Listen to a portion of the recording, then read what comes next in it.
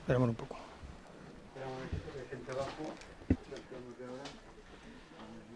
Sí, está encendido.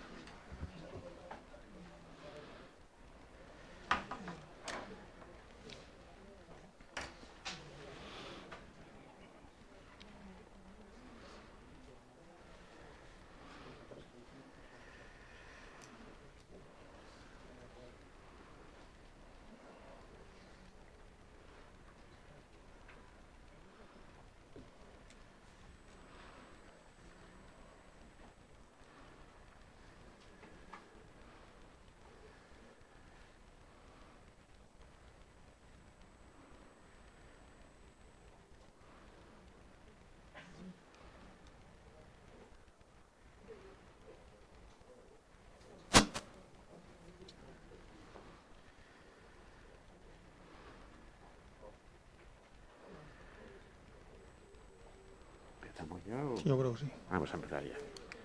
Bueno, vamos a iniciar. Muy buenas tardes. En primer lugar, quiero excusar a la presidenta de la Real Academia de Medicina de la Comunidad Valenciana, la profesora Carmen Leal, que no ha podido venir por motivos personales, no graves, no tiene ningún problema, pero no ha podido acudir como era su deseo.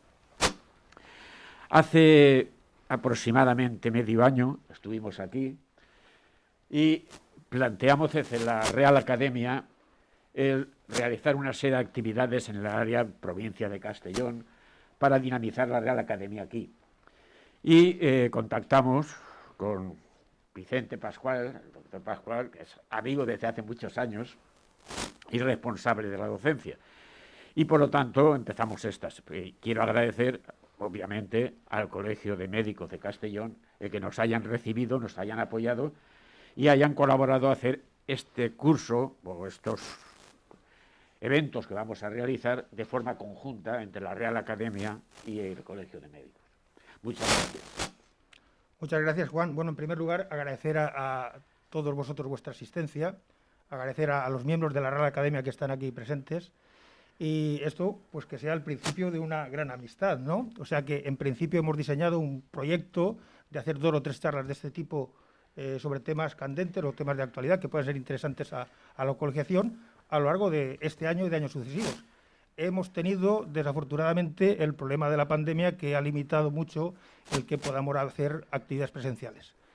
A partir de ahora, a ver si esto puede cambiar. Esperemos que ya ha ido la cosa mal, esperemos que ahora solo queda mejorar.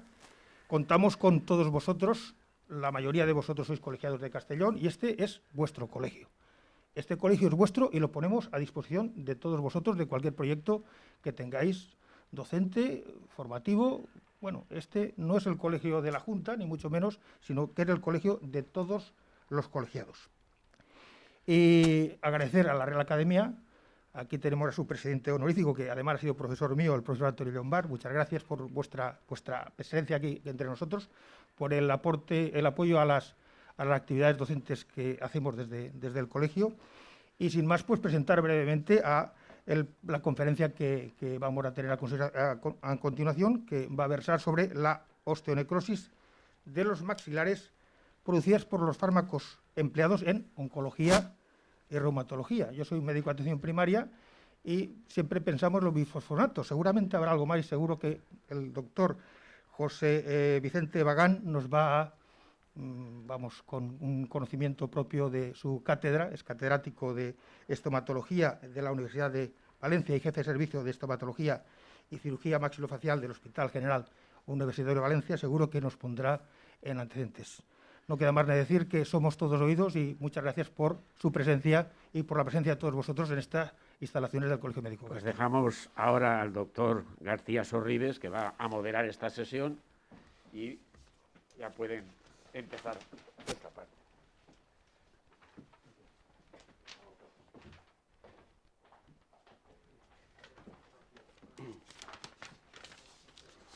Hola, buenas tardes. Quería agradecer a la Real Academia de Medicina de la Comunidad Valenciana el haber organizado la conferencia en Castellón. Agradecer al Colegio de Médicos de Castellón la utilización de sus modernas instalaciones. Y dar las gracias a todos los asistentes, compañeros y amigos, médicos y dentistas. Y sobre todo, dar las gracias al profesor don Vicente Bagán, que siempre está cuando se le necesita, a pesar del poco tiempo que dispone. Voy a leer un breve currículum del doctor y profesor Vicente Bagán, porque si lo leo todo no habrá conferencia. La mayor parte de ustedes ya conocen al doctor Bagán, no necesita casi presentación, pero por si acaso alguien no lo conoce. Es licenciado en Medicina y Cirugía, médico especialista en estomatología, doctor en Medicina y Cirugía en el año 84, premio extraordinario de doctorado de la Universidad de Valencia en el 85, catedrático de Medicina Bucal, área de estomatología y Universidad de Valencia desde el año 90, jefe de servicio de estomatología del Hospital General Universitario de Valencia desde el 93, director de la Escuela de Doctorado de la Universidad de Valencia, vicedecano de la Facultad de Medicina, director del Departamento de Estomatología de la Universidad de Valencia, director de Máster de Medicina Oral de la Universidad de Valencia desde el 94, obtención de 4 sexenios de investigación en el Ministerio de Educación, autor de 240 artículos publicados e indexados, autor de 16 libros de estomatología, participación en 17 proyectos de investigación subvencionados, dirección de 52 tesis doctorales, ponencias en congresos, 290 comunicaciones y pósters en congresos, obtención de 21 premios dentro de la odontostomatología, director de la revista de Medicina Oral para Patología Oral y Medicina Bucal, director de la revista Journal Dentistas y presidente de la Academia Europea de Medicina Oral, medalla de oro del Ilustre Colegio Oficial de Estomatólogos y Odontólogos de Valencia, que se dio en febrero de 2009, Premio Nacional de la Sociedad Española de Cirugía Bucal 2014, Premio de Reconocimiento de la Actividad Investigadora en el ámbito del Sistema Valenciano de la Salud dentro del área de estomatología, concedido por la Consejería de Sanidad desde el año 2015. Sin más, concedo la palabra, cuando quieras, al profesor Vicente Bagán.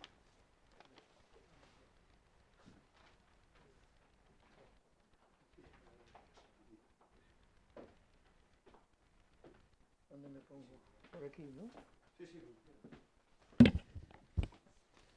Y para pasarme las diapositivas con esto, ¿verdad?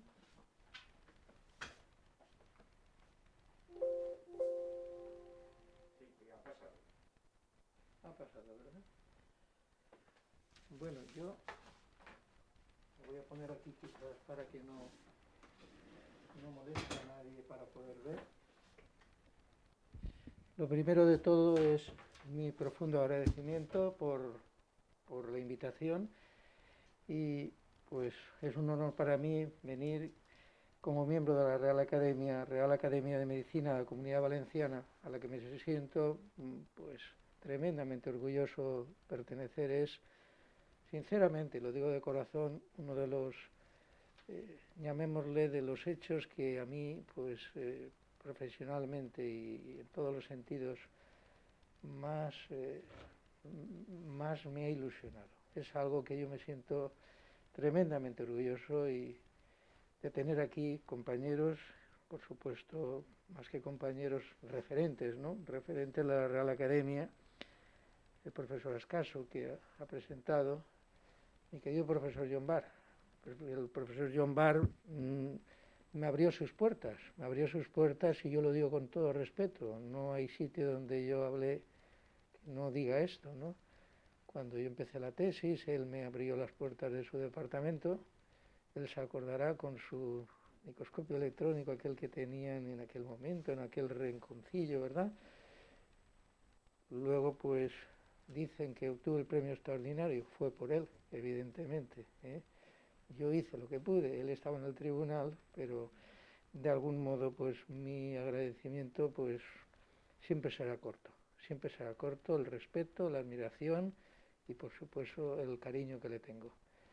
A partir de ahí, hay muchos compañeros que yo, pues, conozco desde hace ya tiempo, ¿verdad?, que nos hemos visto, compañeros de la profesión, y que desde luego, pues es un orgullo. También veo alguna persona que yo me crié con él. Este señor que tienen aquí no es médico, es farmacéutico, ¿verdad? Pero estudiamos juntos cuando nos íbamos los dos con la maleta, ¿verdad? ¿Te acuerdas? Con la maleta estudiamos en Burriana, porque yo soy de Castellón también, de la provincia de Castellón. Y ahí íbamos los dos, ¿verdad? ¿Te acuerdas, Juanjo? Con la maleta pues al colegio, ¿entiendes? Así que es un orgullo verte después de tanto tiempo. Sin más, no quiero alargarlo más, el tema es el que me propusieron, ¿no? Y por supuesto al doctor Enrique García Sorribes, que muchísimas gracias por la invitación, y al presidente del colegio, ¿cómo no? Digo que el tema es el que me propusieron para partir. Es un tema que de algún modo crea o está creando desde hace ya unos años pues bastante inquietud, sobre todo en lo que es la interrelación entre el campo odontológico y el campo médico desde el punto de vista oncológico y reumatológico. Y la verdad es que pues muchas veces hay ciertas llamémosle discrepancias en algunos puntos de vista en los pacientes con estas situaciones de las que vamos a hablar. Por eso es tan importante esa, llamémosle, integración y de algún modo pues compartir nuestras experiencias y aprender todos de todo. Yo lo que vengo a decir aquí es lo que los que me conocen lo saben, yo soy un clínico, yo pues disfruto viendo pacientes porque soy un clínico y diariamente sigo viendo pacientes. Lo digo porque aunque sea director de la Escuela de Doctorado de la Universidad de Valencia, he procurado que siempre pues tener pues como mínimo mis 3 días completos de consulta. Estoy solo trabajando en la parte pública, en la sanidad pública y ahí es lo que voy a presentar. Después de esto vamos a entrar en el tema. El tema concretamente es el de las osteonecrosis, como se ha dicho. Pues sí, muy orgulloso de pertenecer a la Universidad de Valencia, como he dicho, y trabajando desde hace muchos años ya en el Hospital General Universitario de Valencia. A ver si lo paso y ahí está. Este es el tema. Si tienes mucha luz, porque de algún modo pues hay interferencias, yo que sé, con mucha luz, pues apagamos algo, como estén más cómodos, se ve bien. Bueno, pues decía que después de todos estos agradecimientos sinceros y con todo el cariño del mundo, me siento muy a gusto de estar aquí. Decía que íbamos a empezar, a ver si consigo, ahí está. Dirán, ¿por qué pone esta diapositiva? Pues porque voy a hablar de fármacos y lo que no quiero en ningún momento que se interprete, que yo tengo, ya sé que lo pensarán que no es así, pero siempre me gusta cuando yo hablo de esto, precisamente el día 3 tengo una conferencia también en el colegio de esto, pero es bueno que lo ponga, no hay ningún conflicto de intereses, absolutamente ninguno por mi parte con relación a todo lo que yo voy a hablar aquí, en referencia a los fármacos. Bueno, pues si es así, empezaremos diciendo que esta situación de la que de algún modo vamos a hablar hoy no tiene muchos años, es decir, muchos años descrita. Fue en el año 2002 cuando este profesor de Estados Unidos, de la Universidad de Miami, profesor Marsh, que es un cirujano maxilofacial, junto a la profesora Stern, describieron en su libro del 2002, pues una entidad que había sido algunas veces descrita en algún momento, pero muchos años atrás, no relacionada con estos fármacos, sino sobre todo a nivel de situaciones profesionales, como personas que trabajaban con fósforo. Bueno, la conclusión es que señalaron que vieron algo que le denominaron en aquel momento osteonecrosis. Un año después de este libro, este maravilloso libro del profesor Marsh de Estados Unidos, el mismo profesor Marsh hizo ya la primera descripción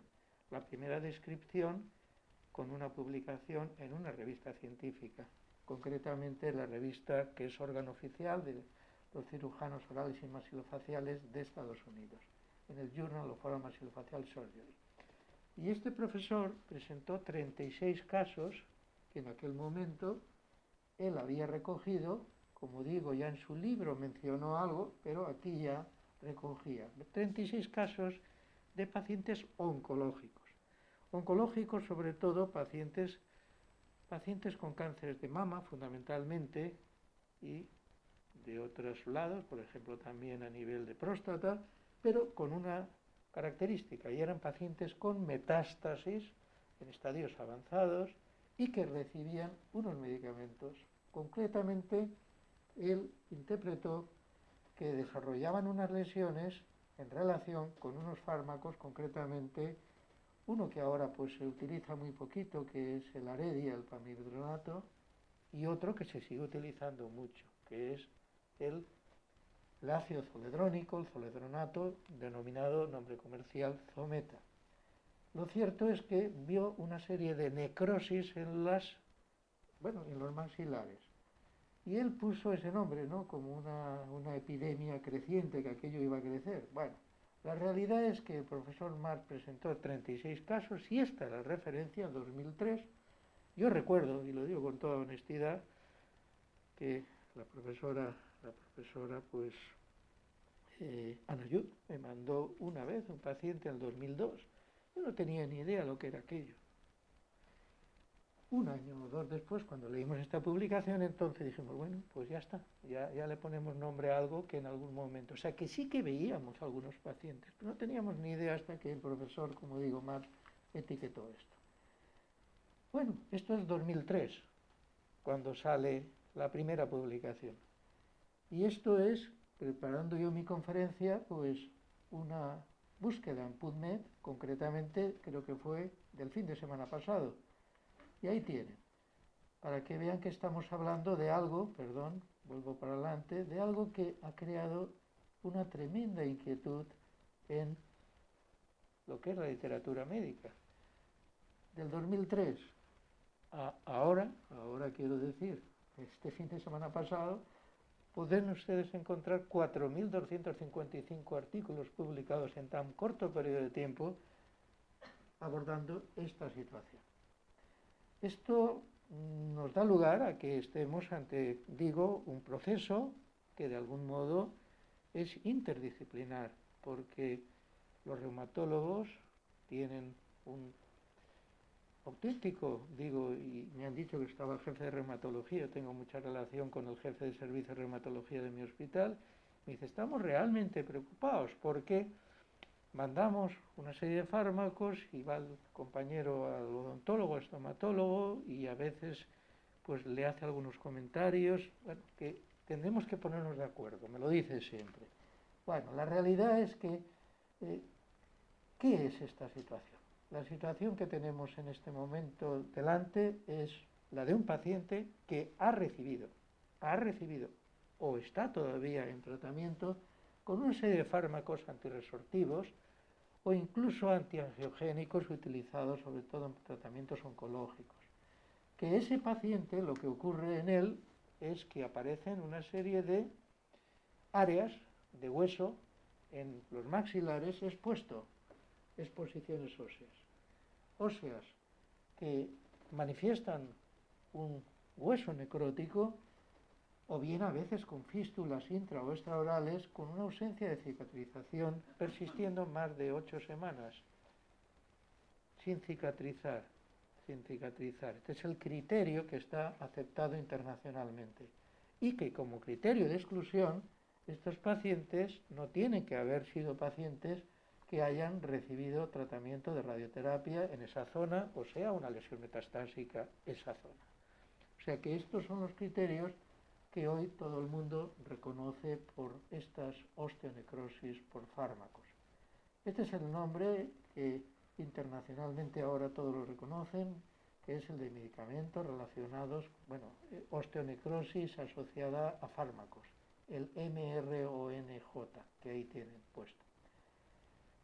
Bien, es algo que cuando uno ve un paciente, prácticamente ya es capaz de reconocerlo en cualquier momento, cualquier paciente que le vaya a llegar, porque prácticamente todos tienen las mismas características en su modo de presentación. Estamos hablando de unos pacientes, por supuesto, todo lo que les voy a poner aquí, les doy mi palabra de honor, que son pacientes que personalmente he vivido y he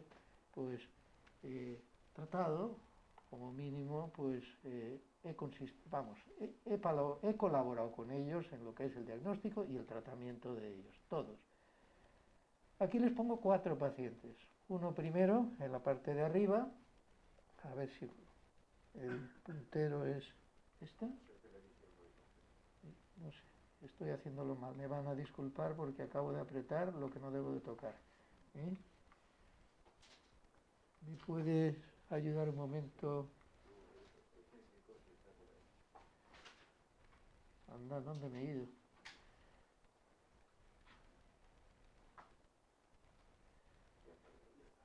Vale, vamos enseguida. Estoy buscando el puntero, no sé si está el técnico. Es que el puntero ahí no... Ah, que no hay puntero, no hay puntero. Pues entonces señalo yo. Nada, no pasa nada. Yo me acerco. Bueno, pues por ejemplo aquí tienen en la parte de la mandíbula, pues eso es hueso mandibular expuesto. Lo que tienen arriba en el maxilar, hueso también expuesto. Esto es una prótesis con ese hueso ahí pegadito expuesto. Y eso es lo que hacemos, ¿no? Sacar ese secuestro, abriendo quirúrgicamente, y fíjense cómo se encuentra pues ese hueso que se ve desvitalizado, completamente necrótico y con esas características tan significativas de lo que estamos hablando. Gracias.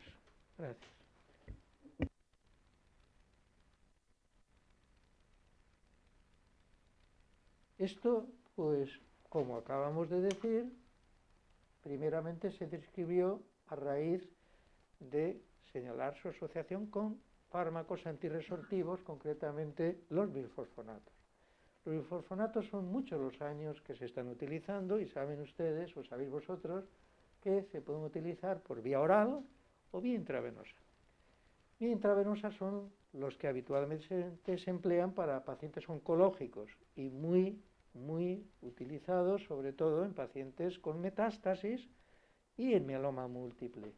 Concretamente, el fármaco de aquí abajo, el ácido zoledrónico. Pero a nivel de la población general es pues tremenda la cantidad de millones de personas que están tomando a nivel mundial el fármaco por vía oral, bifosfonato oral, por motivos de osteoporosis, concretamente, o algunas otras con enfermedad de Bayet, pero desde luego sobre todo por osteoporosis.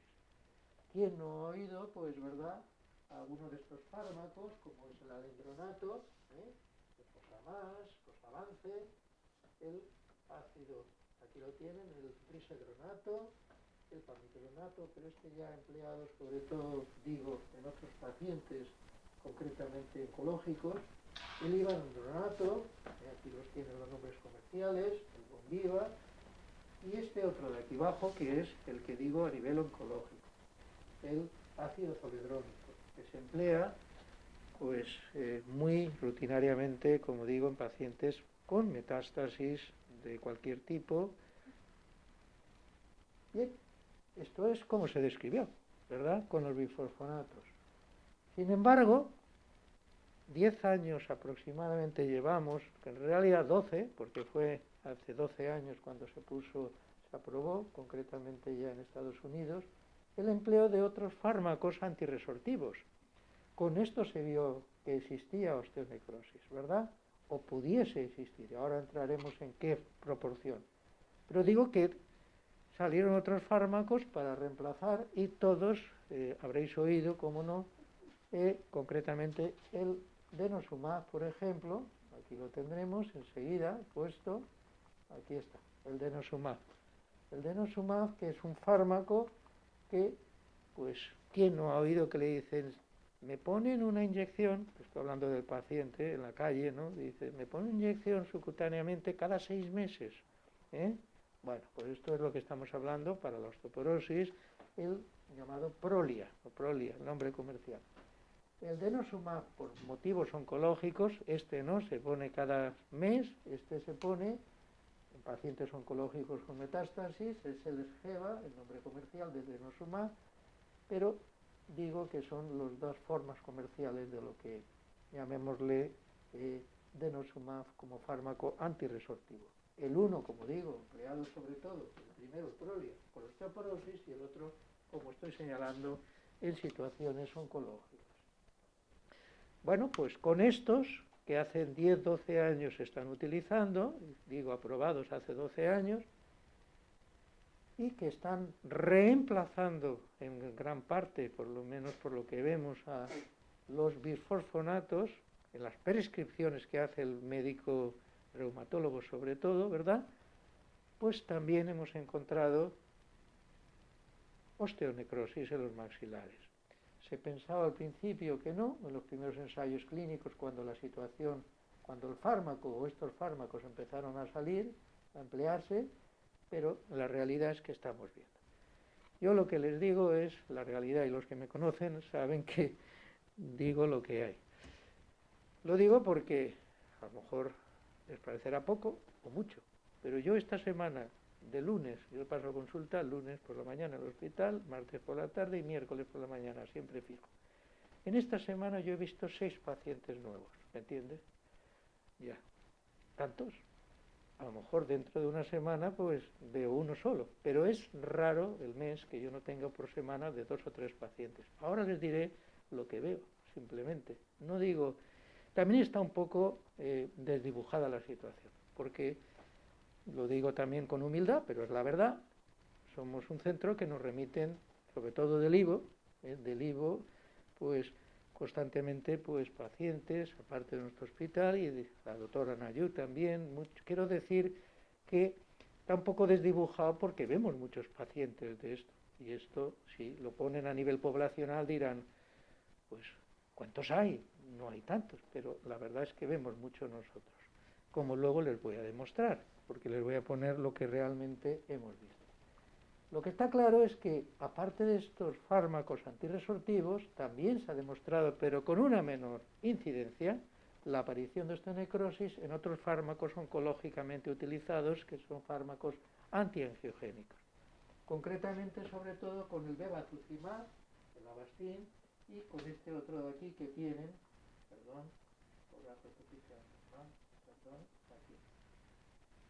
con el sunitinib.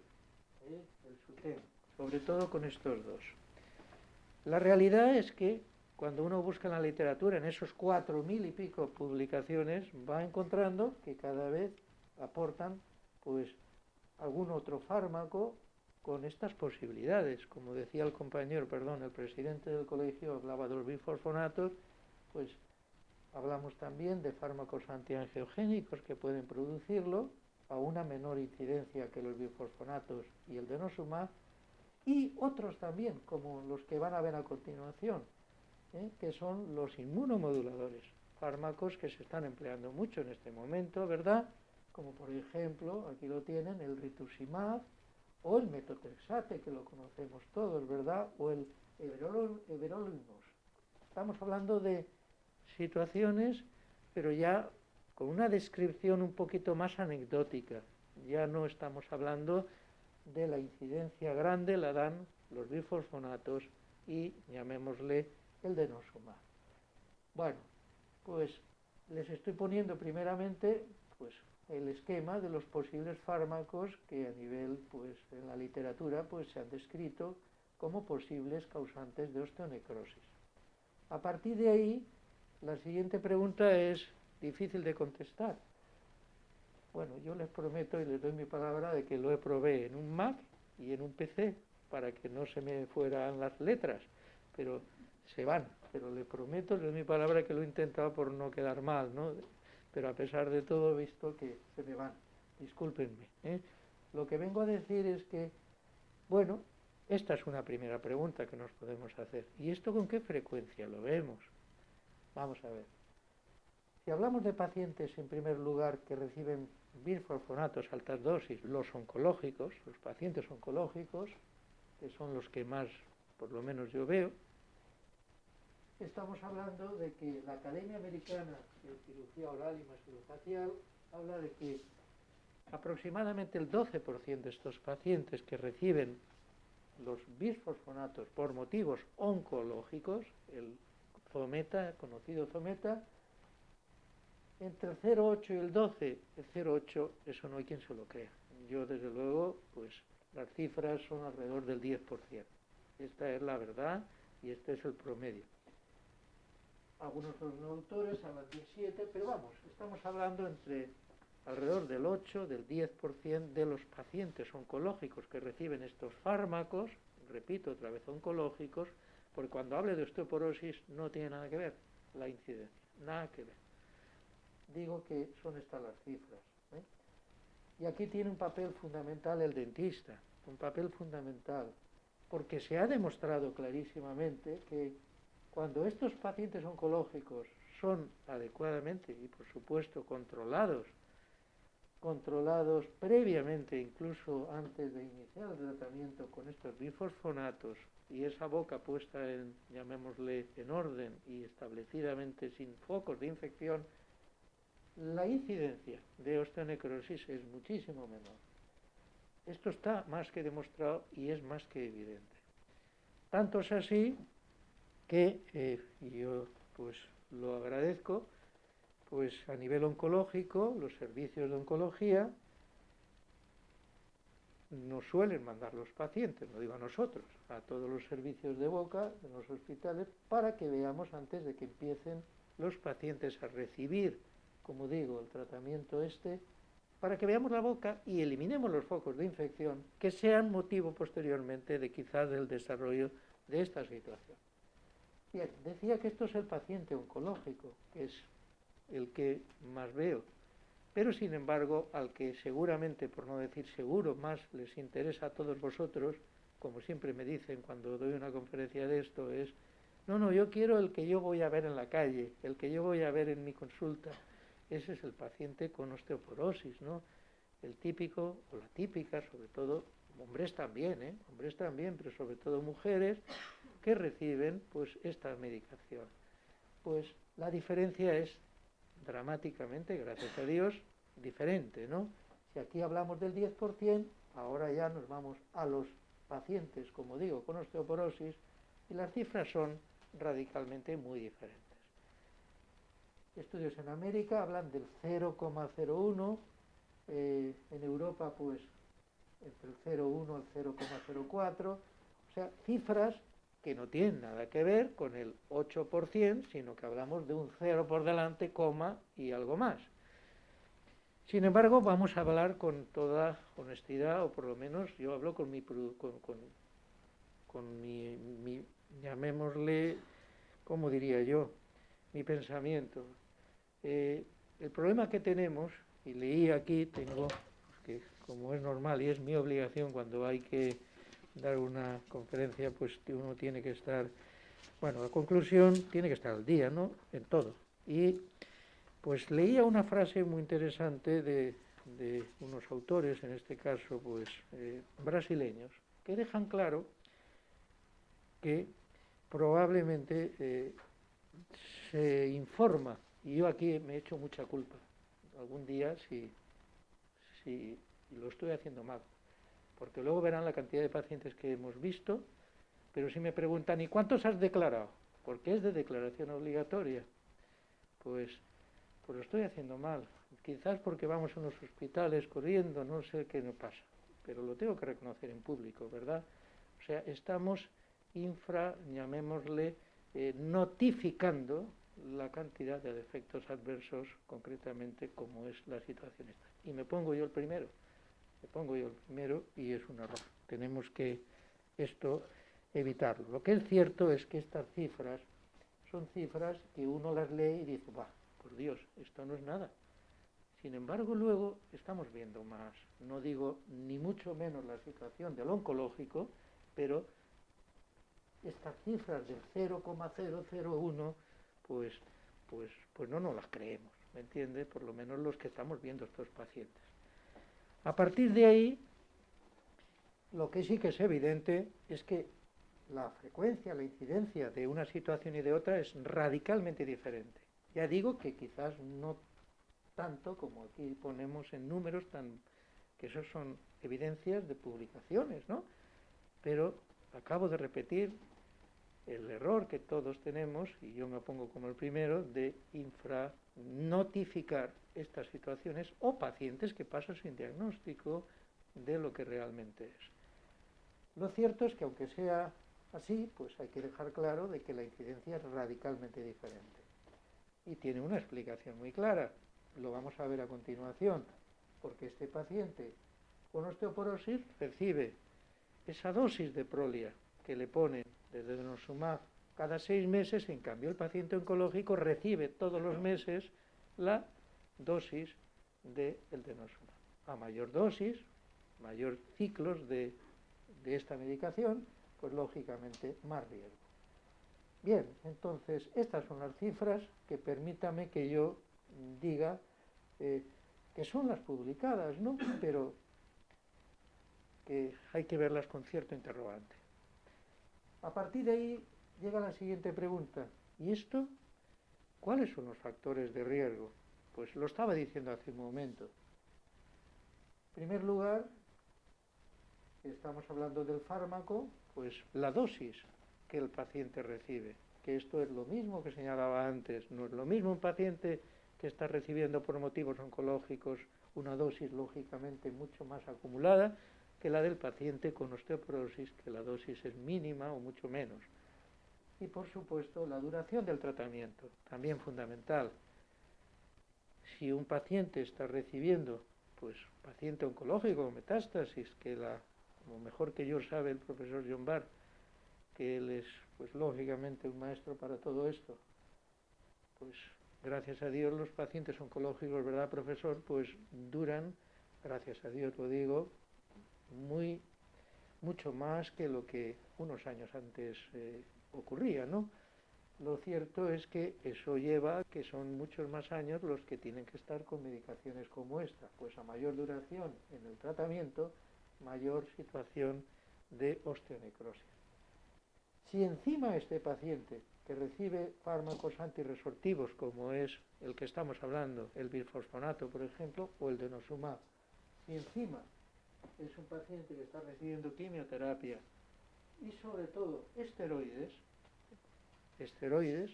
corticosteroides, pues, o talidomida, estamos hablando de el riesgo multiplicado enormemente. Por lo tanto, hay un factor claramente relacionado con lo que es el fármaco, dosis acumulada, y luego hay unos factores locales que para los que trabajan y trabajamos en lo que respecta al ámbito local, que es la boca, nosotros, pues, llamémosle, nosotros o la boca, perdón, favorece el que esa situación ocurra más fácilmente. Estamos hablando desde intervenciones quirúrgicas nuestras, desde una extracción dental, hasta, pues, focos de infección en la boca, que es por donde va el tema ahora más, porque hace unos años, y ahora os lo demostraré, todo lo enfocábamos sobre todo a raíz de las extracciones dentales y cirugías, y hoy ya nos hemos dado cuenta de que el auténtico riesgo ya no solamente la extracción, sino sobre todo que haya un foco de infección en esa zona donde nosotros pues tenemos en el paciente. Por lo tanto, desde tratamientos quirúrgicos que hagamos nosotros hasta prótesis que no están bien ajustadas, alteraciones anatómicas como sobre todo son los llamados torus mandibulares, que favorecen estas situaciones. Lo cierto es que estamos hablando de un paciente, que aquí llega la pregunta, a mí me la hacen esta pregunta porque es de verdad algo que participamos muchas veces, yo creo que fue hace muy poquito también la Sociedad Española de Cirugía Bucal, también me invitaron a dar de esto, porque crea mucha inquietud y siempre te hacen la misma pregunta, oye, dime cuáles son los factores que yo puedo tener delante para poder decir que este paciente tiene más o menos riesgo, que quisiera yo poder tener yo o los que trabajamos en esto, llamémosle un marcador, llamémosle, y ahora hablaremos de eso también, que nos pudiese predecir, llamémosle ayudar a identificar aquellos pacientes que de algún modo tienen mayor riesgo de producir esto. No lo tenemos. Leía, como digo, eso esta misma mañana, leía un artículo de Estados Unidos, que aquí lo tengo, simplemente, digo, ¿para qué? Bueno, conclusión, no hay en este momento ningún marcador biológico que, por desgracia, nos pueda orientar predictivamente lo que es el paciente que con mayor probabilidad va a hacer esta situación. Esto es la realidad. Luego ya en la discusión me pueden preguntar. Y luego, pues a mí siempre me gusta, y no lo digo en plan, sino que en plan ni orgulloso ni nada, al revés, lo digo con la máxima humildad, pero a mí cuando me invitan a dar una conferencia o una presentación, pues intento, como es normal, para cuando yo me pongo delante de personas, decir, bueno, pero ¿y tú qué has hecho? ¿Tú qué haces? ¿Tú qué sabes de esto? ¿Tú qué has visto? Saber sé probablemente poco, porque ahora se darán cuenta que a pesar de todo lo que hemos visto, lo poco que sabemos. Pero lo que sí que le digo, y les voy a poner aquí, es nuestra experiencia, mejor o peor. Bien, entonces, si esta entidad se describió en 2003, yo ya he dicho que en el 2002 yo ya tenía algún paciente, y les voy a poner uno mandado para mí, a mí, la doctora Anayud me lo mandó en su momento, 2002. He dicho que no tenía ni idea lo que era esto, y le tuve que decir a Ana, digo, pues parece una relación con fármacos que esté tomando a nivel oncológico, pero no fui capaz de identificarlo hasta que el profesor Mas lo describió. Bueno, la realidad es que cuando en el 2003 esta situación ocurrió, entonces nos pusimos las pilas y dijimos, claro, estos pacientes que yo no pude catalogar en su momento, es esto, y ya le pusimos nombre, algunos retrospectivamente de los que habíamos visto. Esto motivó que en aproximadamente, creo que fue en el 2005, hicimos la primera publicación, y voy a evitar, este es el caso que me mandó la doctora Anayud, ahí lo tienen, una chica con un cáncer de mama metastásico que le habían hecho, luego voy a poner esa foto en grande, y lo van a ver mucho más grande, que yo la recuerdo como si la tuviera ahora delante, aunque yo la vi probablemente, pues ya le digo, allá en el 2005 o 2004, por ahí. Bueno, conclusión es que la primera publicación, y no lo digo en plan orgulloso, pero es verdad, la primera publicación que hubo en una revista de nuestra área en Europa fue esa nuestra, de acuerdo con los primeros 10 casos publicados. Y eso lo puedo demostrar en cualquier momento. Me costó muchísimo meter ese artículo. Lo publicaron en 2005, lo mandé en 2004, porque costaba mucho que esto se lo creyeran. Y de algún modo estuvo casi 9 o 10 meses ese artículo para adelante y para atrás con los revisores, porque costaba mucho. Pero al final lo ves. Y yo no me atrevía a ponerle el nombre a este artículo, a este título. Y al final, pues, como veía lesiones, llamémosle, pues con osteonecrosis avascular, le puse este nombre al título del artículo, ¿no? Necrosis avascular en asociación con cáncer, pero luego sí que decía dentro del artículo, lógicamente, que pues todos tenían como denominador que eran pacientes que habían recibido bisfosfonato. Bueno, este artículo fue publicado en 2005, pero eran, digo, de pacientes que yo había visto ya por 2002, 2003, cuando los recopilé y los junté y los presenté. Fue 2005. Vamos a hacer un poquitín el camino de lo que ha ocurrido hasta la fecha de, creo que fue de hace una semana, porque he querido recoger y presentar lo que tenemos. 2005, 10 casos, por lo tanto poquito. Eso tiene 195 citas en JCR ya.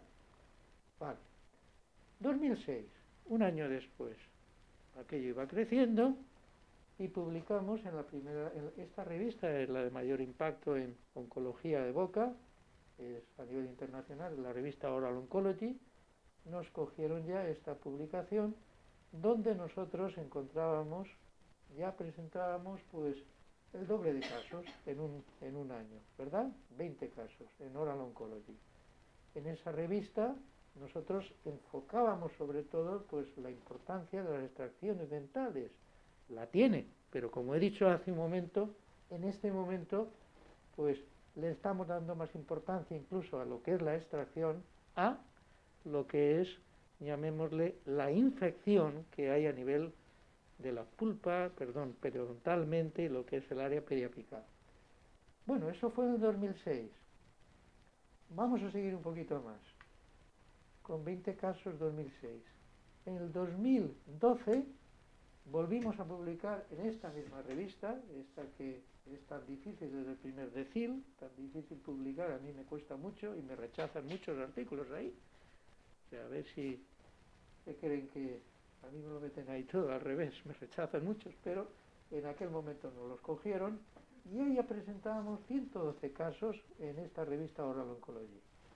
Y hacíamos hasta una, llamémosle, una propuesta de estadiaje, porque para tratarlos clínicamente uno tiene que tener estratificado a los pacientes, ¿no?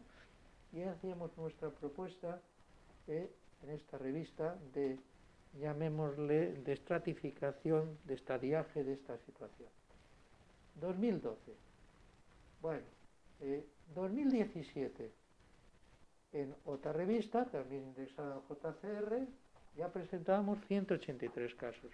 Por supuesto, todos esos casos están totalmente documentados, con el error mío que he dicho del principio, y además lo vuelvo a repetir, pues que quizás pues, lo que es la notificación, pues teníamos que haber hecho más de la que hemos hecho. Lo reconozco. Pero los casos están documentados y completamente vistos, tratados y seguidos. Conclusión, esto es 2017. Seguimos y ahí ya es cuando empezamos a ver 2015 y 2016. Le hago toda esta cronología para que sigan un poquito, veáis pues por dónde hemos andado y sobre todo lo que nos ha pasado. Ahí es cuando empezamos a ver ya los pacientes con denosumab, las osteonecrosis. Hasta entonces eran prácticamente todos bifosfonatos, pero aquí ya encontrábamos denosumab. Y ahí publicamos en esta revista también pues los primeros 10 casos concretamente de esta situación asociada a, como digo, a denosumab. Pero que habían recibido también, porque esta es otra historia, Cuando tienes un paciente con osteonecrosis y lo quieres asociar al denosumab, tienes que estar muy seguro de comprobar que años atrás pues el bisfosfonato no lo haya tomado. Porque como saben, y no me voy a meter en ello porque aquí hay gente que sabe mucho más que yo, ¿verdad?, de lo que refiere a farmacología, ni mucho menos me pretendo yo, pero lo que sí que es claro es que, como saben ustedes o sabéis vosotros, los bifosfonatos, lo que sucede, el mecanismo de acción del bifosfonato es que el fármaco se introduce dentro del osteoclasto y de algún modo impregna lo que es las propias células, se mete dentro. Y la duración del efecto es muchísimo, llamémosle, más larga porque pues afecta a las propias células. En cambio el denosumab lo que hace es no introducirse dentro de la célula, sino lo que hace es inhibir unos mecanismos, concretamente es un inhibidor del RANKL. Lo cierto es que el mecanismo es completamente diferente. Esto es lo que nos está haciendo ahora que veamos en los pacientes con denosumab el modo de tratarlos y el modo de, llamémosle, la evolución de los mismos, gracias a que no se impregnan tanto como el bifosfonato, que es el que se mete dentro de las células. Lo cierto es que la evolución y el manejo que tenemos de ellos es mucho más satisfactorio. Esa es la realidad.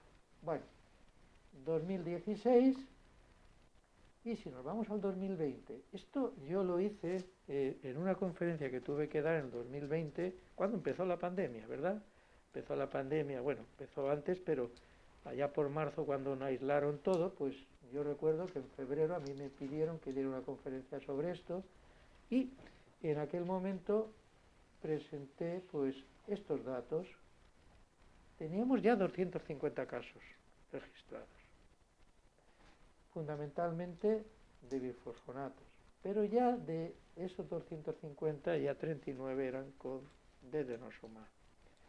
Y como les decía, este fin de semana, preparando la conferencia, pues las cifras que en este momento tenemos, coincidiendo con el periodo de pandemia, que de algún modo dices, bueno, pues al hospital nos han venido menos pacientes, más dificultad, pues de febrero del 2020 a febrero del 2022, que estamos ahora, cifras reales son estas, 307, casi 50 pacientes más. Esta es la realidad, y lo que yo veo y lo que yo he visto. A partir de ahí, la pregunta es, ¿y esto es que es mucho, es poco? No lo sé. Esto es lo que yo he vivido y lo que sigo viviendo. Digo que esta semana, en 3 días, he visto 6. A lo mejor la semana que viene veré uno solo. Nuevos pacientes estoy hablando. Lo cierto es que son pacientes que, al principio, clínicamente, los asociábamos, como he dicho anteriormente, sobre todo a extracciones dentales, y hoy le estamos dando muchísima más importancia a las infecciones preexistentes en lo que es el área periapical o alrededor del diente. Esto es lo que nuestras cifras de hace unos años, pues estas imágenes llamémosle etiológicas, de lo que es nuestra implicación local en la precipitación de lo que es la osteonecrosis, encontrábamos asociadas a extracciones que habíamos hecho, a implantes, como ven ahí ese porcentaje, prótesis dentales que rozaban, y la palabra desconocido y espontánea es un poco absurda porque de algún modo no nos la creemos. Al final, cuando hablas de espontaneidad, te estás refiriendo a que ha habido ahí una lesión seguramente traumática que ha creado una solución de continuidad de la mucosa y a través de ella ha dejado el hueso abierto, expuesto, y nos ha dado lugar a esto. La realidad es que los pacientes los vamos a encontrar y los vamos a catalogar. Dije que en una de las publicaciones nuestras de Oral Oncology intentábamos hacer una propuesta de de clasificación del estadiaje. La clasificación que seguimos todos a nivel internacional, todos, la mayoría, por lo menos en todas las publicaciones, es la que tienen aquí. La que tienen aquí, que les voy a poner a continuación. Esta, la de Ruggiero, Estados Unidos. Este señor trabaja en Nueva York, es un excelente profesional, y lo que hace es estratificar, clasificar a las osteonecrosis en lo que llaman ellos un estadio 0. Aquí venía nuestra, y lo digo con la máxima honestidad y humildad, nuestra crítica a esa clasificación, porque llaman a estadio 0 a pacientes que no hay exposición ósea, que hay unos síntomas inespecíficos y signos radiológicos inespecíficos. Claro, tanta inespecificidad hace que uno pueda equivocarse, y entonces, pues, ese estadio 0 es cuestionado no solamente por nosotros, sino por muchos otros autores, por lo que digo, por la inespecificidad. En cambio, ya cuando llegamos a un estadio 1, aquí ya, el paciente no tiene síntomas. El paciente te viene diciendo, me ha quitado usted una muela y no me cicatriza la zona, y veo yo que está ahí el hueso, como el paciente habla en términos como habla un paciente, pues mire, esto está abierto, esto no me duele, pero no se me cierra. Eso es lo que te dice. Sin evidencia muy clara de infección. Un estadio 2 es lo mismo que el 1, pero aquí ya empiezan a haber síntomas, el paciente ya se te queja, ya le duele, y tiene brotes de infección, abscesos, tiene inflamaciones constantes de lo que es esa área, el estadio 2.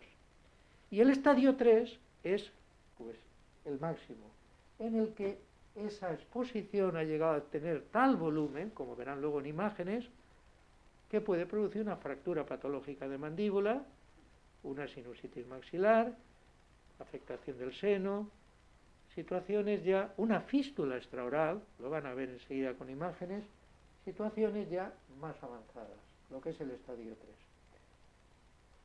La realidad es que es para nosotros, los clínicos, muy importante este estadiaje, porque es el que nos hace luego tener un criterio a la hora de plantear un tratamiento terapéutico de estos pacientes. Vamos a hacer algún repaso con imágenes, y ahora todos son imágenes, lo que viene a continuación. Aquí tienen un ejemplo de una situación de las que podría presentar de un caso inicial. Un paciente que se le ha quitado una muela tiempo atrás y que viene el paciente diciendo que unos, no sé, 5 o 6 meses, 7 meses después, dice, mire, es que me aprieto y me sale aquí, pues, me supura esto. Claro, te supura, todavía no está abierto el hueso, pero ya encuentras unos datos claros con una fístula supurativa, como estáis viendo ahí. Si le hacen unas radiografías, te encuentras el hueso, pues, sin cerrar. ¿Por qué? Pues, también lo he dicho antes y se interpreta. Si este paciente ha tomado, como había tomado, bisfosfonatos, ¿qué es lo que hace el bisfosfonato? Ya lo he dicho anteriormente. Impregna, impide la diferenciación de los osteoclastos y el proceso normal de, llamémosle, de cicatrización y de remodelación ósea no se está produciendo. Ahí está el problema, porque el osteoclasto está bloqueado completamente. La conclusión es de que si hacemos una radiografía, como luego veremos, se ve un hueso vacío, a pesar de haber pasado 6 meses, dice aquí, ¿cómo es posible que esto no se haya regenerado todavía? Porque hay un problema con los osteoclastos. A partir de ahí, si la situación sigue, pues lo que podemos encontrar son, ya se abre, y entonces empezamos a encontrar, como digo, el propio hueso. El propio hueso, que tú ahí ves eso blanco, y dices, ¿y esto qué es? Esto es el hueso de la mandíbula. El hueso de la mandíbula, en un estadio muy inicial, que prácticamente no se te queja. Y dice, no me duele mucho, no me duele mucho. Pero ahí está, abierto sin cerrar. Es como si hubiese un intento de reepitelización por la parte exterior, pero por el contrario, no es capaz de cerrar. Bien, eso es un estadio muy inicial en el que no hay síntomas todavía, solo esa exposición. Seguimos con algún ejemplo más, como por ejemplo, a ver, aquí. Esto que tanto a nivel odontológico, pues en este momento, pues lo que son los implantes, ¿no? Que os voy a decir a todos los que sois dentistas, ¿verdad? Bueno, pues fijaros en este paciente no muy antiguo, visto por mí en primera visita al 4 del 11, por lo tanto del 2019, no lleva tanto tiempo esto, pero fijaros lo que hay alrededor de todos estos implantes. Lo que hay, aparte de placa, lo que hay es un hueso que está completamente expuesto. No uno, sino como veis, varias zonas. ¿Qué va a pasar con esos implantes? Pues lo que va a pasar en la mayoría de situaciones, por no decir prácticamente casi siempre, esos implantes acaban completamente pues teniendo que, o bien digo se caen, o bien hay que quitarlos porque acaba ese hueso necrosando toda esa zona alrededor de los implantes. Bien, o aquí otra imagen. Esta foto la he traído, que también ven que no es muy antigua, del 2019, porque aquí lo que había no era una extracción dental, no había implantes, aquí lo que había era una infección que llevaba al paciente periapicalmente a este diente. Y esa infección provocó esta necrosis, como estamos viendo ahí, y el paciente llegó, era una mujer, nos mandaron con esta área de exposición ósea, consecuencia de una infección que tenía ahí debajo tras el paciente tomar durante años bisfosfonatos. Orales era esto. Bueno. O esta otra, les pondría numerosos ejemplos, porque ya digo, tenemos documentados todos esos 300 pacientes con imágenes que son muy similares. Aquí ves una zona de solución de continuidad de la encía, un paciente edéntulo, sin dientes en la parte de abajo, y que lo que ves es el hueso completamente abierto, ¿no? Y ese hueso con ese aspecto oscuro, negruzco, necrótico, claramente habitado, ese diente. Bueno, ese es un ejemplo. Y este es un paciente, fíjense, pues del 2021, en el que es el mismo paciente, solo que esta foto la tomé frontalmente y está con un espejo para ver lo que era toda esta zona. Esto es el hueso necrótico que estamos todo el rato hablando, ¿verdad? Bien. Y este es de ya, porque si estamos hablando de que estamos hoy aquí, a 17, y ahí dice 9, ¿verdad? O sea, este es de hace nada, lo traje adrede. Y este paciente lo he traído porque es de Castellón, además. Me lo han remitido del Hospital General de Castellón. Bien, ¿qué es lo que yo me encuentro? Me lo remiten del Hospital General del Servicio de Oncología.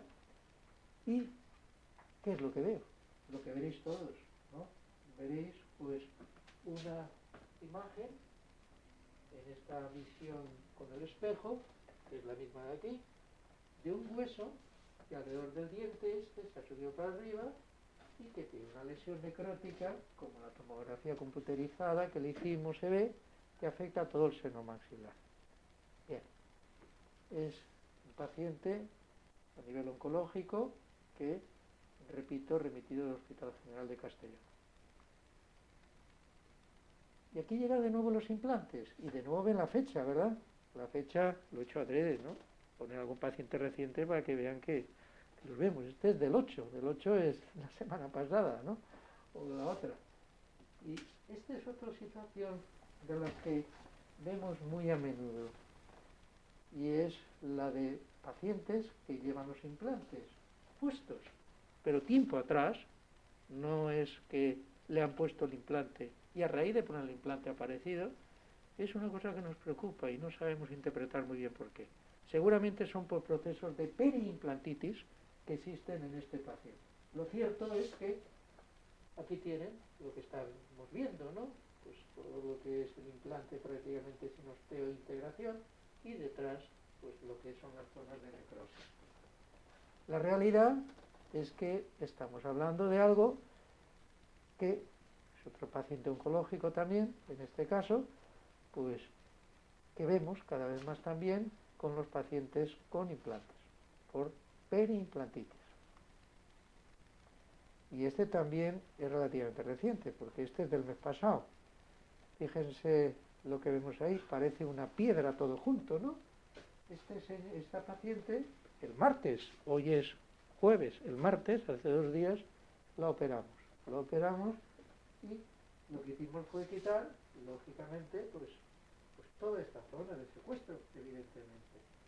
Lo que ven aquí es placa, porque la hay también, por supuesto que la hay, pero pegada a esa placa como una piedra, ¿verdad?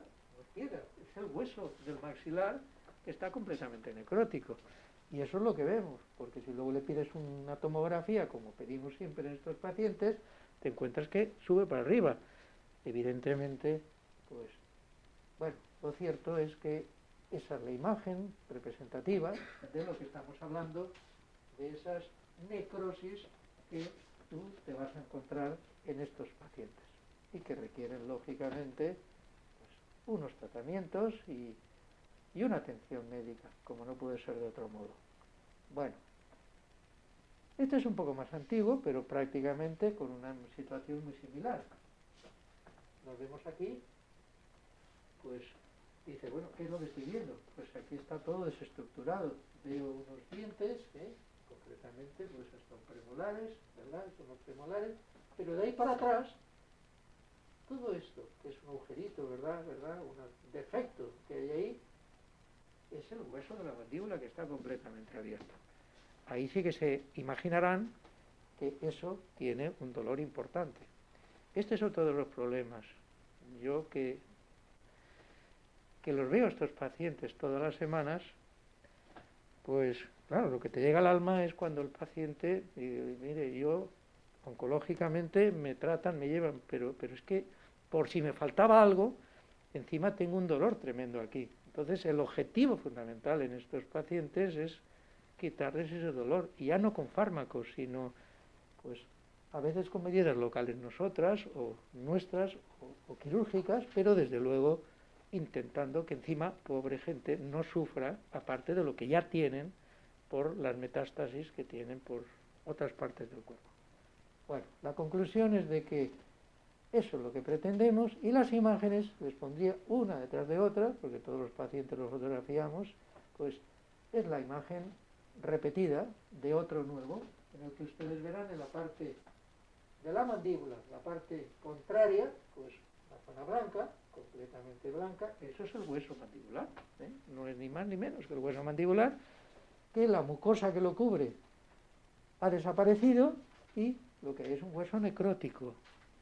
Esta es la situación del paciente, como estamos hablando, asociado a bisfosfonatos. Bien, o este otro, en el que vemos en la parte de arriba, pues todo esto blanco parece, bueno, parece que lleva un pegote, parece un chicle pegado. No, es el hueso maxilar que ha quedado completamente denudado y se ha hecho un secuestro. Esto ya es un secuestro que tenemos ahí claramente en esa zona, que se prolongaba hacia el seno maxilar, que para quitarlos, pues lógicamente hay que entrar también en el seno maxilar para ver ese hueso hasta dónde está necrosado y eliminarlo. Se ve además muy bien, si se dan cuenta, es un hueso completamente con esta especie de agujeritos, ¿verdad? Es un hueso que está pues desvitalizado, necrótico, está pues claramente secuestrado. Bien, seguimos. Ahí tiene un ejemplo de un secuestro también típico. Parece, como digo, parece que es una piedra, ¿verdad? Que está ahí puesta encima de la mandíbula. Y dices, bueno, es la mandíbula, le faltan dientes en la parte de abajo, y aquí esto blanco, ¿qué es?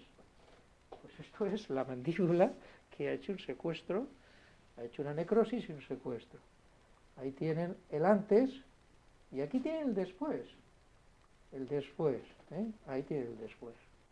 Como nosotros, pues eliminamos esa lesión, como ven ahí, y dejando que por segunda intención pues vaya cicatrizando, poquito a poco, pero eliminas toda esa zona necrótica como están viendo.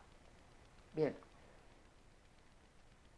aquí tienen otro ejemplo que yo lo recuerdo perfectamente, que me costó muy poquito de quitar, porque llega un momento que estas zonas de secuestro se movilizan.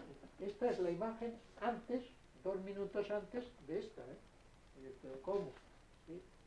Simplemente empiezas a mover, empiezas a eliminar esto y al final sí, se queda ese. Pero si tú ves, cuando quitas esa zona, que hay una zona debajo de, llamémosle, de intentos de repitalización, como esta zona ya está ocurriendo, eso va a ir muy bien.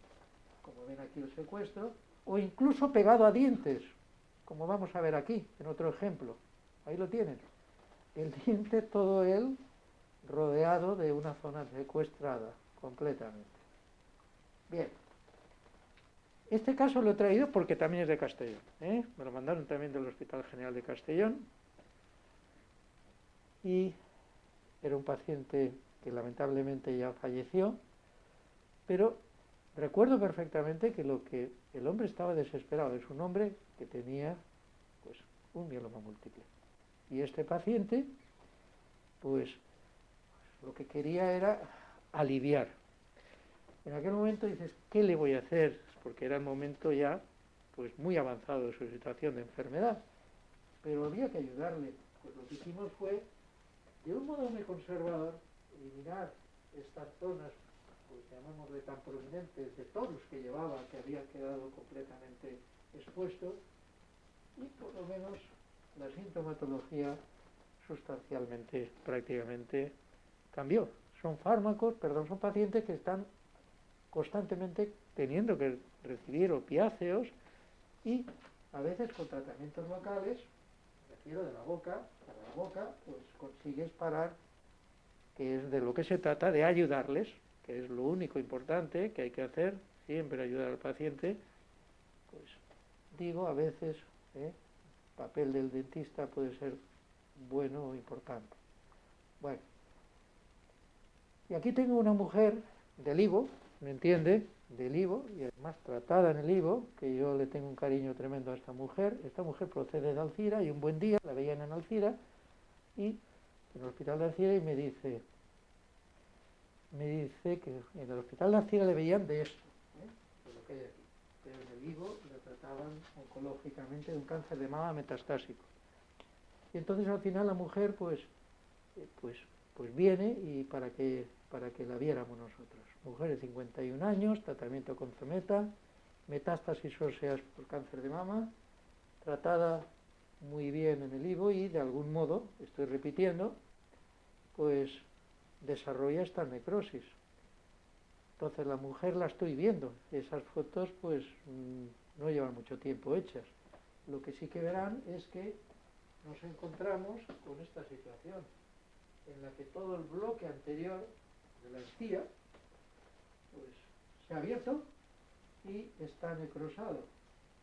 He hecho ya varios intentos de entrar ya a operar esto y quitarlo, pero no hace más de 20 días o 3 semanas o 4 semanas, pues tuvieron que ingresar otra vez en el Ivo porque la mujer pues está en un estadio muy muy avanzado. Y entonces aquí llega la siguiente cuestión.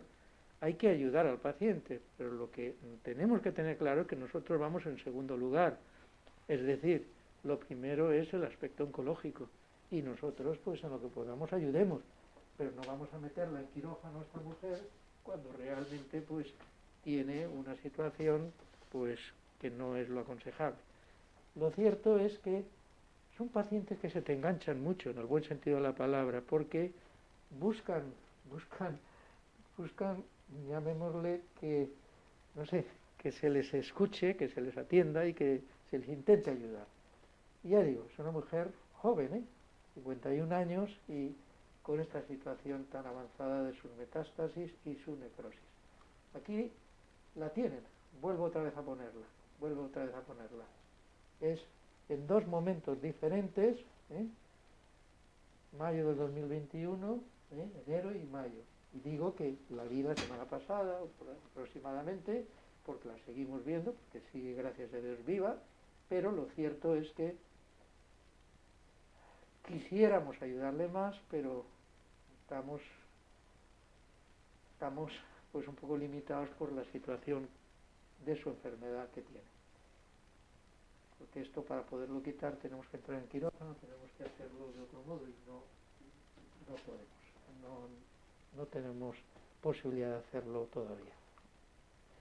Bueno, y esto es, vamos a la parte opuesta. Esto es una mujer que yo veo, esta foto sí que son más antiguas, Esto es una mujer que me viene diciendo que tiene, esta foto es nuestra, en el momento que estábamos en el quirófano, antes de actuar, y ahí está dibujada la fístula debajo, aquí en la zona debajo de la mandíbula, una fístula por debajo, como veis aquí en la piel, por lo tanto en estadio 3, y una fístula por dentro. Y si vemos la imagen corte sagital de lo que es la tomografía, vemos que hay un secuestro, que es esto de aquí, y vemos una fractura patológica de la mandíbula.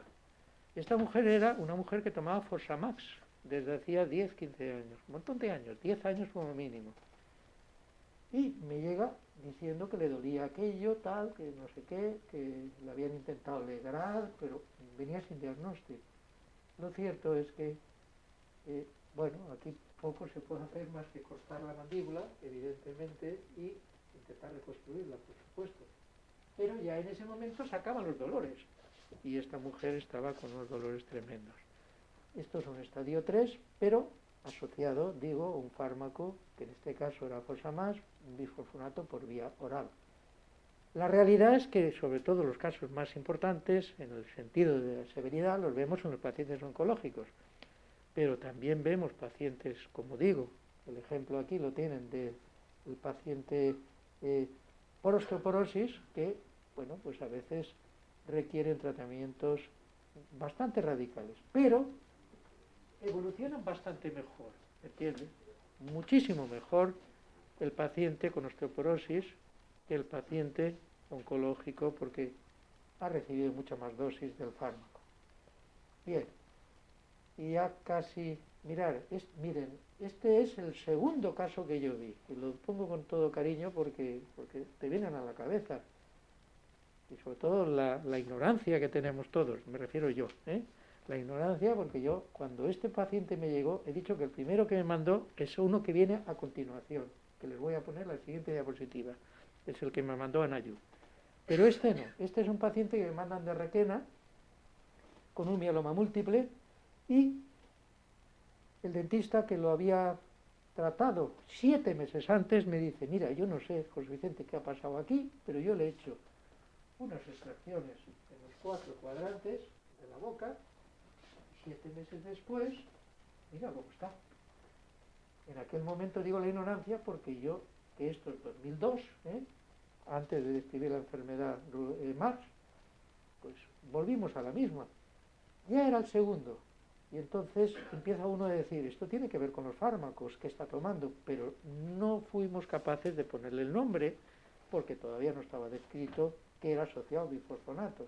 Más bien nos íbamos por la quimioterapia que le estaban dando, por los fármacos que le daban por el mieloma múltiple. Lo cierto es que fijaros, o fíjense, lo que es una exposición completa de lo que es el hueso mandibular, la parte de la derecha, la parte de la izquierda, arriba, y ahí empezando también.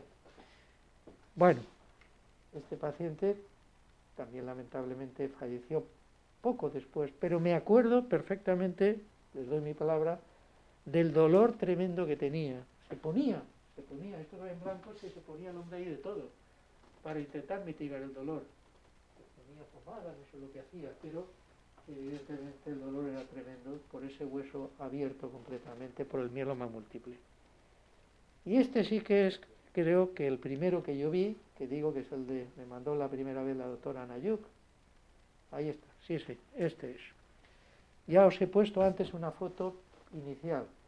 Es una chica, o era una chica relativamente joven, que ella había tratado y que me la manda porque dice, mira cómo está todo el maxilar. El antecedente era el mismo. Le habían hecho unas extracciones a esta mujer, unas extracciones, y un tiempo después, todo el hueso del maxilar, como están viendo, todo eso blanco es el hueso del maxilar abierto completamente.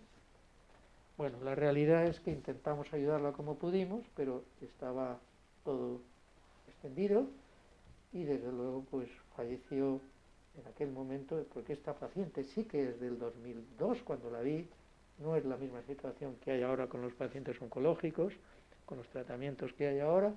Lo cierto es que falleció y poco pudimos hacerlo también nosotros por ella en la boca. Situaciones como esa o como esta otra. Este otro paciente ya es el último que les pongo y entro ya en la parte final para no cansarles más. Es un paciente, bueno, es la misma, perdón, no quiero, es la misma. Es esta paciente, la que he dicho anteriormente, la primera que yo vi, esta y otra. Ya nos vamos a la parte de la derecha. Nos vamos a la parte de la derecha y lo mismo, para que veáis, o para que veamos, ese hueso necrótico, ese hueso completamente pues desfacelado, está completamente pues sin vitalidad. Digo que a veces la situación es tan dramática como la imagen que van a ver ahora, es la que les pongo aquí. ¿Qué es lo que estamos viendo ahí? Son pacientes reales. Yo me acuerdo que este paciente era una mujer, también con metástasis, pero es una mujer ya de hará unos quizás 12 o 13, 14 años, por lo menos que la vi. Me gustaría que vierais esa foto, me refiero a lo que hay ahí, porque esto nos demuestra lo que patogénicamente está ocurriendo. Aquí lo que estamos viendo es el hueso maxilar completamente abierto, por detrás, como si dijéramos se ha replegado la mucosa, pero lo llamativo es que lo que vemos o somos capaces de identificar son los alveolos, es donde están los dientes. ¿Por qué el osteoclasto? Vuelvo a repetir lo que he explicado hace un momento. Esta es la imagen clínica de lo que patogénicamente está ocurriendo. En este paciente no se produce ningún tipo de llamémosle proceso de remodelación por los osteoclastos y luego formación de hueso nuevo, ¿no? Al no producirse, nos encontramos con todos los huecos de los dientes como si aquí no hubiera podido, llamémosle, reabsorberse nada. Bueno, son situaciones ya extremas, les he puesto desde imágenes iniciales hasta imágenes importantes, como la que están viendo ahora. La realidad, y voy a ser muy claro, es que esto ha cambiado en todo. En lo que vemos, comparado, estoy hablando desde cuando yo empecé a ver estos pacientes a lo que veo ahora. En lo que vemos, me refiero a lo que clínicamente ves, y en cómo los tratamos. Ha cambiado mucho. Ha cambiado mucho porque la mayoría de pacientes eran pacientes, sobre todo de fosfonatos, y los pacientes con denosumab nos evolucionan muchísimo mejor. Esa es la verdad. Lo he dicho anteriormente y he dicho el mecanismo de acción es radicalmente diferente. Los dos son antirresortivos, el bifosfonato y el denosumab, pero evidentemente ya lo he dicho, el bifosfonato pues se introduce claramente dentro del osteoclasto, dentro de las células y de algún modo pues persiste mucho más tiempo. Y en cambio el otro, el denosumab, pues como mejor que ellos saben, el efecto es muchísimo más corto. La acción es de unos 6 meses aproximadamente, por lo menos en la osteoporosis, 6 meses de duración por eso se pone la inyección cada 6 meses.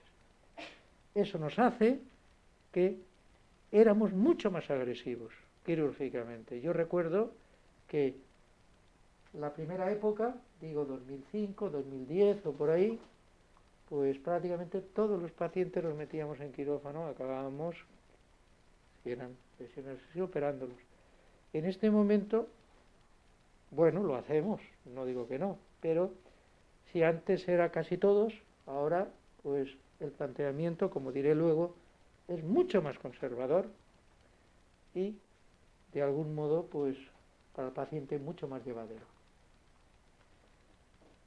Pregunta es, ¿y cómo hacemos el diagnóstico? Es muy fácil, porque claro, tú ves un paciente que te dice que ha tomado estos fármacos y claramente pues interpretas que esto es una osteonecrosis. La clínica es la que, y me sabe mal porque está aquí el gran maestro de la patología y yo no quiero que interprete usted que yo estoy diciendo que no, pero es verdad que internacionalmente pues en estos pacientes el fundamento es la clínica. La clínica, como ven aquí en esta imagen, la clínica. Tú ves este paciente y claro que podemos tomar una biopsia, pero es que está clarísimo lo que hay ahí. Internacionalmente hay mucho debate, hubo en su momento, de si tomar o no zonas. Yo recuerdo al principio que cuando empezó todo esto, pues algún paciente pues tomamos muestras, biopsias, para descartar que fueran metástasis. Y no, cuando ya uno ya reconoce esto, pues con la clínica se maneja. Lo cierto es que la clínica es la que utilizamos y como pruebas complementarias, cultivo de antibiograma, y aquí le pido de nuevo perdón al profesor John Ball, porque se va a enfadar conmigo porque yo pongo aquí en letra más oscurita el estudio histológico, pero no porque lo diga yo, sino porque realmente nosotros hacemos muchísimas biopsias, se lo prometo, le doy mi palabra de honor, pero en este caso concreto es la clínica y apoyado en algunas pruebas, hacemos un cultivo de antibiogramas si hace falta para el antibiótico y siempre hacemos un estudio radiográfico. Bueno, la realidad es que ejemplos que a veces nos confunden, y sobre todo esto para los compañeros dentistas que estén aquí. Esto es una mujer que llega a nosotros diciendo que tiene dolor importante aquí, y aquí vemos un bultito. Le habían quitado unos dientes y le habían puesto esta prótesis, como estáis viendo ahí, recientemente. Le hacemos las radiografías correspondientes también ¿Y estas radiografías qué es lo que nos demuestran? Pues si nos vamos a la parte, aquí está el puente, arriba, como ven ahí, la prótesis fija, pero lo que hay es lo que yo les decía anteriormente con el paciente aquel que se veía todo el maxilar abierto. Los huecos donde estaban los dientes sin cicatrizar. Esta mujer lo que estaba haciendo era una osteonecrosis, le habían puesto el puente, quitado los dientes, le habían puesto la prótesis fija y estaba haciendo una necrosis, una osteonecrosis en esta zona, que es lo que empezaba a manifestar ese bultito. Digo que esto es una manifestación mínima que te puedes encontrar. A veces lo que nos encontramos, y también la recuerdo, esto es una mujer que yo la recuerdo que era por bisfosfonatos orales, perfectamente, la tratamos nosotros, y nos llega con una supuración en boca, una parestesia del labio inferior, como si tuviese el labio completamente dormido. Claro, dormido porque radiográficamente vemos una zona de lisis en el ángulo mandibular. Ahí lo está viendo. Lo cierto es que esta mujer pues evolucionó bien, ¿eh? La tratamos y se resolvió la zona de necrosis y digo, pues se resolvió con el tratamiento que se planteó en su momento. Vale. Esta imagen es un corte sagital de un ejemplo de los muchos que les podría poner, porque a todos los pacientes les hacemos tomografía computarizada para ver la extensión de la lesión y hasta dónde nos tenemos que meter quirúrgicamente en estos pacientes si los operamos, pero digo que es importante que veamos en este corte sagital de la mandíbula, esto es el canal mandibular, como todos saben, ¿verdad? Y la imagen de un diente flotando en el maxilar, en la mandíbula, perdón, ahí lo ven, es un diente que ha perdido el soporte óseo y nos encontramos zonas de hueso necrótico completamente parcheados, separados, que demuestran pues que toda esa área está lógicamente con necrosis. Bien.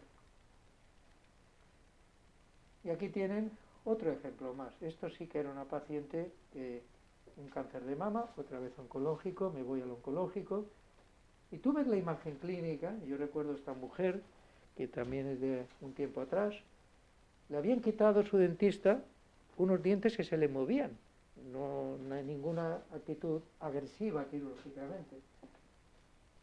A raíz de quitarle los dientes, me llama su dentista y me dice, yo no sé, esto era sencillísimo, pero mira la que se me ha montado aquí. Es que lo tengo todo abierto, pero es que además, en la imagen de la ortopantomografía, hueso completamente necrótico, con el secuestro y una fractura prácticamente patológica de mandíbula. Bien, otra necrosis de las muchas que les estoy exponiendo en la presentación que estoy diciendo. Entonces llegamos ya a la parte final, no sé si me estoy pasando, me corto ya.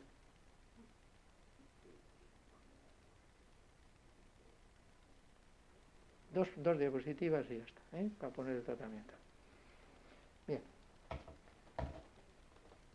Quizás me he extendido mucho exponiendo los casos clínicos, pero evidentemente...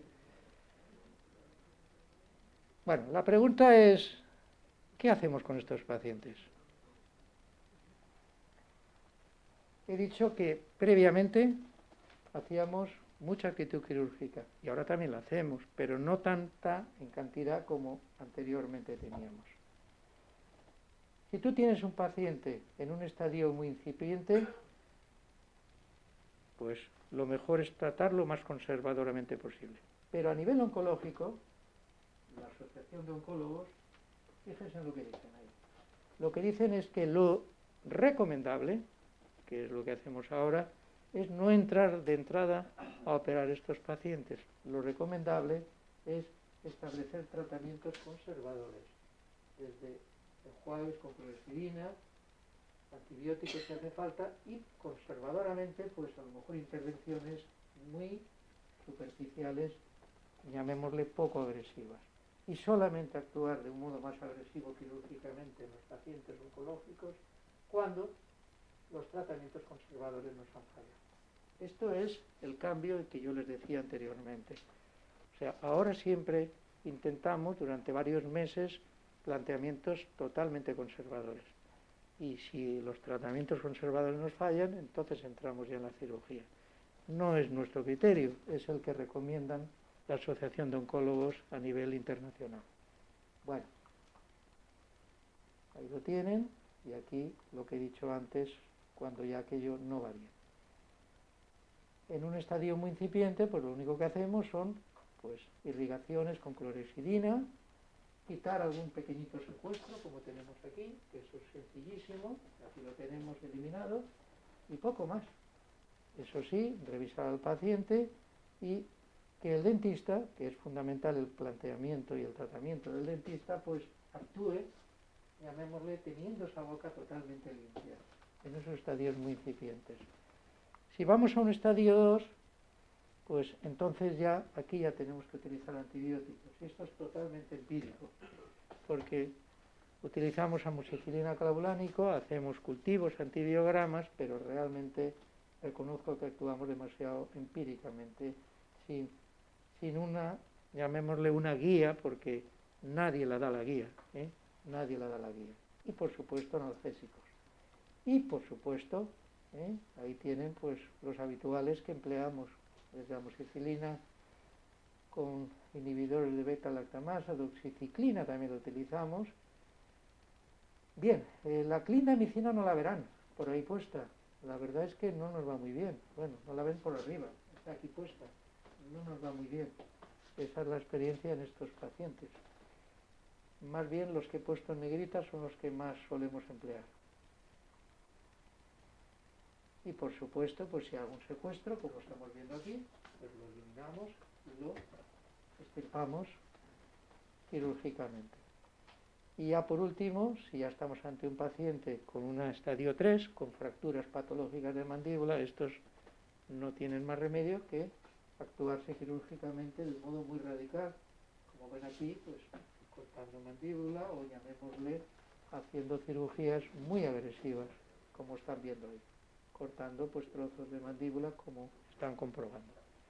Pero esto para los estadios muy avanzados. Bien. Existen algunas terapias coadyuvantes, y con esto ya he terminado. ¿Existen algunas terapias coadyuvantes? Sí, pero vuelvo a repetir, con poca evidencia científica. Se recomienda, pues como algunos sugieren, pues que quizás la utilización de plasma rico en plaquetas cuando hacemos la cirugía lo apliquemos, o factores de crecimiento en la zona una vez la quitamos, para que cicatrice mejor, más rápidamente, el tejido blando sobre todo, pero lo que está claro es que, lo que he dicho anteriormente, nuestro planteamiento tiene que ser de entrada muy conservador, intentar ver si con métodos conservadores podemos actuar, y si no ya ir a la parte quirúrgica. Bien, sé que surgirán muchas preguntas.